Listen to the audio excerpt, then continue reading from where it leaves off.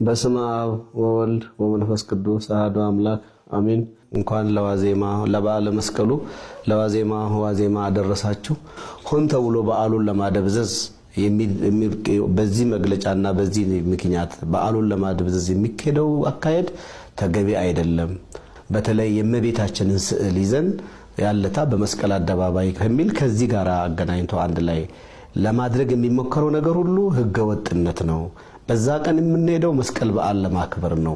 የመስቀል በዓል ደግሞ የምናከብረው በዛ ቦታ ላይ እንደሚታወቀው የቃለ እግዚአብሔሮች ይደርሳሉ፣ መዝሙሮች ይደርሳሉ። በስተመጨረሻ ደመራ በሚለኮስበት ሰዓት ግን ሁሉም ጧፍ ተሰጥቶት በጧፉ የመስቀሉን ብርሃን ደመራው ለመለኮሱ የሚያበስር ጧፎች ለእያንዳንዱ ይል። ከዛ ውጪ ግን ምንም አይነት ነገር ቲሸርት ምንም አይነት ነገር ምልክት የሚያሳይ ነገር ይዘን እዛ ቦታ ላይ እንዳንገኝ። በተለይ የእመቤታችን ስዕል ይዘን ወጣን ማለት ራሳችን የእመቤታችንን ክብር እንደማሳጣት ነው የሚቆጠረው። ስለዚህ ስዕሉንም እኛ አክብረን በደንብ አድርገን ለእመቤታችን ያለን ክብር ለእመቤታችን ያለን አመለካከት ትላንትና